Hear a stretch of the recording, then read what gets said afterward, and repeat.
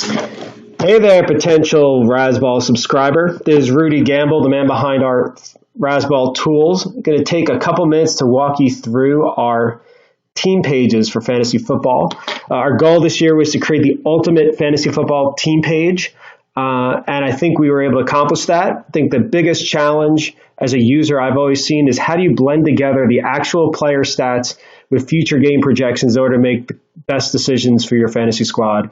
Let me walk you through it. In order to get here, you can just go to Razzball and enter any of go through NFL teams. You'll get to all 30.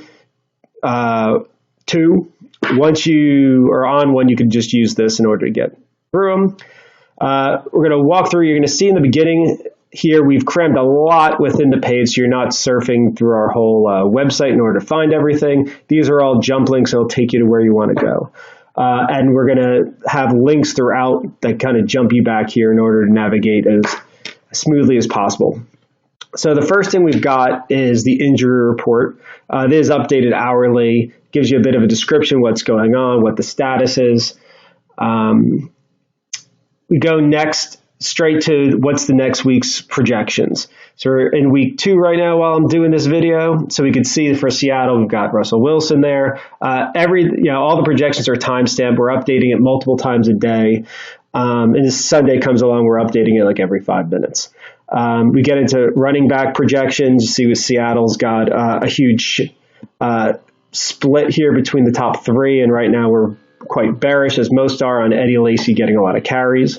So you got a ton of projections, standard, half PPR and PPR, both points and pause ranks. The link here takes you to our rankings for all running backs. So wherever we have a page that includes everything, we link to it on here. So we see we got the running backs, wide receivers, tight ends, kicker, team defense.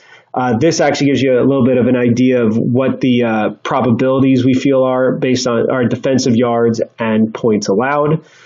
We have IDP projections for those of you that play individual defensive players. You could anything you want to click here, you could kind of click generally on this to sort. This one for some reason is not working. We go through and we start getting into things like how does this team operate? So the first thing is like rush pass splits. So we can see here is that this is week 1. It's happened. It's in black. Everything we're projecting is in red.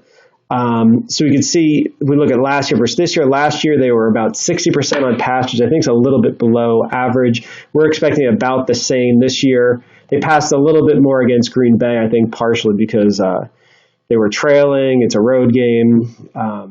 Our offensive line stunk. They didn't want to get Russell Wilson murdered. I don't know. We scroll forward. Next thing we have is a 17-week view of weekly position rankings for all the players on the team. See Russell Wilson, really liking him this week, really hating him the next week. So it'd be real interesting to see. We could scroll down to see what the schedule is and why his numbers are jumping around like that. And so we can see for all the running backs, wide receivers, this is updated every day, at least these rankings updated overnight. This back to the top is what I was talking about before. We could just jump there. So we were looking at the weekly rankings, jumping right back in there, scrolling through. We have it for standard and PPR. Looking at the team defense and how they rank. Seattle, as you can imagine, is ranked quite high. Looking at IDP weekly rankings. Next, we get into snap counts. It's popular to look at. We can scroll here. This, we could see here is just going through, seeing what the snap counts are. They are going to be quite steady looking at future weeks. Snap counts for the defense as well. We can see the schedule here.